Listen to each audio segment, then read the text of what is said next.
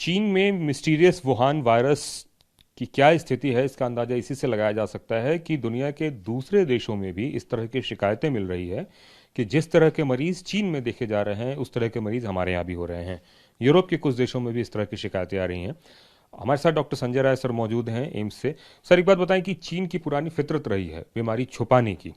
हालांकि बीमारी की जल्दी बताए तो लोगों को ज़्यादा आसानी होगी। आपको क्या लगता है कितनी परेशानी का सबब है ये? देखिए, आपने सही कहा। चीन की बातों पे विश्वास नहीं किया जा सकता, बट जो भी चीन की रिपोर्ट आई है उस बेसिस पे ही अभी हम कुछ कह सकते हैं, तो संभावना व्यक्त कर सकते हैं। रिपोर्ट है कि जो मिड अक्टूबर से वहाँ पे कुछ निमोनिया के केसेस बढ़ने में और रिस्पायरेटरी सिम्टम्स के बच्चों में खास प्रभाव था। उसका उन्होंने नवंबर के मिड में, करीब 13 नवंबर के आसपास ये साझा किया WHO से। WHO ने उनसे पूछा कि क्या क्या सिम्टम्स है, विवरण लिया। जो WHO ने अपनी रिपोर्ट प्रकाशित की उस बेसिस पे कहा जा सकता है। WHO ने कहा कि कोई ये नया मिस्टीरियस जैसे वायरस की बात हो रही है, अभी तक जो है कोई ऐसी रिपोर्ट नहीं है कि कोई नया वायरस है। ये जो भी वायरस हैं बैक्टीरिया हैं, कुछ वायरस है कुछ बैक्टीरिया। जैसे वायरस है रिस्पायरेटरी सिंसिशियल वायरस है, RSV कहते हैं, इन्फ्लुएंजा का वायरस है, और कोविड का जो हमारा SARS-CoV-2 है वह है, और एक माइकोप्लाज्मा निमोनी बैक्टीरिया होता है जो हमेशा ये प्रॉब्लम क्रिएट करता है, बच्चों में निमोनिया करता है और बड़ों में भी कर सकता है, ये करता है। ज़्यादातर लोगों में माइल्ड होता है, इवन एंटीबायोटिक की भी ज़रूरत नहीं पड़ती। आल्दो जब बैक्टीरियल निमोनिया होता है तो एंटीबायोटिक अच्छा रिस्पांस करता है, जो यूजुअली एंटीबायोटिक यूज़ करते हैं उससे ठीक हो सकता है। तो जो भी आज तक की डेट में उन्होंने WHO ने शेयर किया है इन्फॉर्मेशन, जो एडवाइजरी जारी की है, उससे कहीं अभी तक नहीं लगता कि कोई नया वायरस है या नया बैक्टीरिया आ गया है। उसके कई कारण हैं जो केसेस जो बढ़े हैं। एक तो चाइना में रिस्ट्रिक्शन बहुत था।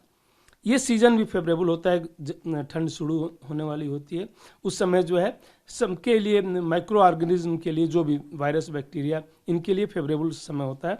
हर साल अगर आप हिंदुस्तान में भी देखें तो बिल्कुल ऐसे कर्व जाता है ऊपर, इन्फ्लुएंजा का, RSV का, और फिर नीचे आता है।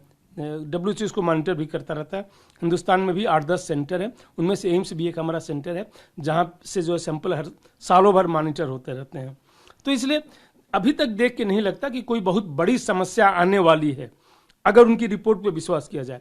हाँ, ये हो सकता है कि वह गलत शेयर कर रहे हों और बिल्कुल ही कोई नया वायरस हो जिसके बारे में उन्होंने पहले भी कोविड के बारे में नहीं बताया था, तो हो सकता है, ऐसी संभावना है। इसलिए सतर्क रहना जरूरी है। प्रोएक्टिव गवर्नमेंट ने ऐसे ही रोल लिया हुआ है, गवर्नमेंट ने सारी एडवाइजरी जारी की हुई है। सतर्क रहने की जरूरत है। ये नहीं कोई दूसरा भी वायरस आ सकता है, कभी भी आ सकता है, बट अभी पैनिक होने की जरूरत नहीं है। हमें नहीं लगता कि कुछ ऐसे एविडेंस हैं जिसकी बेसिस पे कहा जाए कि बहुत बड़ा भविष्य में खतरा होने वाला है। यूरोप के देशों में भी इस तरह के केसेस देखने को मिल रहे हैं। अब वहाँ पे भी रिसर्च शुरू हो गया है कि क्या ये चीन से मिलता जुलता है या फिर कुछ नया है। हालांकि अभी उसका डेटा आने में वक्त लगेगा। तो आपको क्या लगता है कि क्या हम उस तरह से जा रहे हैं या फिर ये प्रोएक्टिव मेजर्स हैं जो अभी लिया जा रहा है? देखिए, अगर यूरोप से केसेस आ रहे हैं तो और बढ़िया है कि दूसरे देशों से भी आ रहे हैं, तो उसका जल्दी पता चल जाएगा कि क्या है। जैसा मैंने बताया ना कि वही नहीं, हिंदुस्तान में भी हर जगह इस टाइप के केसेस होते रहते हैं, और इम्यूनिटी गैप थोड़ा सा भी हुआ तो इन्फ्लुएंजा के भी केसेस, इन्फ्लुएंजा में तो हर साल वो शिफ्ट डिफ्ट होता रहता है, इसलिए जो है वायरस ही चेंज हो जाता है, तो हर साल जो है उसके जो है स्पाइक आते रहते हैं। तो इसलिए अभी ऐसी कोई बात नहीं है। यूरोप में भी अगर हो रहा है तो और अच्छी बात है कि हमें जल्दी से जो है उसके बारे में इंफॉर्मेशन मिल जाएगी कि क्या ये नया वायरस है या वही पुराने वायरस है, RSV है या इन्फ्लुएंजा वायरस है या बैक्टीरिया है। एक आखिरी सवाल, हिंदुस्तान में भी ऐसा बताया जा रहा है कि देखा जा रहा है कि जिनको भी सांस की बीमारी वगैरह हो रही है, अमूमन जो उनके ठीक होने का समय है उससे थोड़ा प्रोलॉन्ग कर रहा है। तो क्या कुछ ऐसा लग रहा है कि कहीं चीन वाला यहाँ तो नहीं पहुँच गया है या फिर अभी सिर्फ ये मॉनिटरिंग के लेवल पे है? नहीं, देखिए, ऐसा होता रहता है और हिंदुस्तान में ऐसा नहीं है। हर साल, हर 2-4 साल पे ऐसा होता है। ये बातें हम हमेशा करते रहे कि इस बार जो कॉमन कोल्ड हो रहा है यूजुअली अपर रिस्पायरेटरी हो रहा है, लोअर रिस्पायरेटरी नहीं हो रहा है। लोअर रिस्पायरेटरी में होता है निमोनिया हो जाता है, अपर रिस्पायरेटरी गले में हो या ब्रांकस तक सीमित हो, नेजल कैविटी में सीमित हो, ये अभी ऐसा नहीं है कि प्रोलॉन्ग हो सकता है, बट कोई खतरा की बात है, क्योंकि अपर रिस्पायरेटरी में कोई ऐसी प्रॉब्लम नहीं होती है। आपको खराश रहेगी, खांसी थोड़ा होता रहेगा, बट ये नहीं कि प्रॉब्लम है। और कुछ ऐसा अनयूजुअल सा देखने को अभी तक नहीं मिला है। एक दो एक्सपीरियंस से नहीं हो जाता है, उसके लिए कंक्रीट एविडेंस जनरेट किया जाता है। अभी तक ऐसा कुछ भी नहीं है।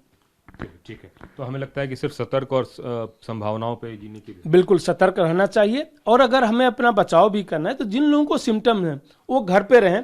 दो ही चीज इसमें कारगर होती है, बार बार हाथ धोते रहना और कफ एटिकेट की हम जो बात करते हैं, जब खांसे तो या तो कवर कर लें या हमेशा जो है अपने बाजू पे खांसे कि वो ड्रॉपलेट न जाए। बस बुजुर्गों के लिए कुछ खास हिदायत करेंगे, क्योंकि ऐसे भी जाड़े का समय है और इस तरह की परेशानी उनके लिए क्या जानलेवा हो सकती है? देखिए, बुजुर्गों में हमेशा, बुजुर्गों में और बच्चों में प्रॉब्लम होती है जब भी रिस्पायरेटरी। बुजुर्गों में निमोनिया जो है यूजुअली जानलेवा हो जाता है, इसलिए बुजुर्गों को जो है ऐसे लोगों के जो संपर्क में नहीं आना चाहिए। और ऐसे लोगों को भी जो है अगर खुद सर्दी खांसी या इस टाइप की प्रॉब्लम है तो बुजुर्गों के पास नहीं जाना चाहिए। बुजुर्गों को अपने आप ही बचाना पड़ेगा। कोई ऐसी उपाय नहीं है कि उनको हमेशा कोई हम ऐसी दवा दे दें कि उससे ठीक हो जाए, क्योंकि जो इन्फ्लुएंजा की वैक्सीन भी हमारे पास है, वो वैक्सीन ऐसी नहीं है कि बहुत ही कारगर है। जैसे मिजल्स की वैक्सीन है कि मोर देन 95% कारगर है, इसकी जो इफिकेसी बहुत ही लो है। और हमेशा जो चेंज होते रहते हैं वायरस, इस कारण से जो है इफिकेसी कभी कभी 0 तक पहुंच जाती है। ठीक। कैमरामैन राजीव के साथ कुमार कुंदन, TV9।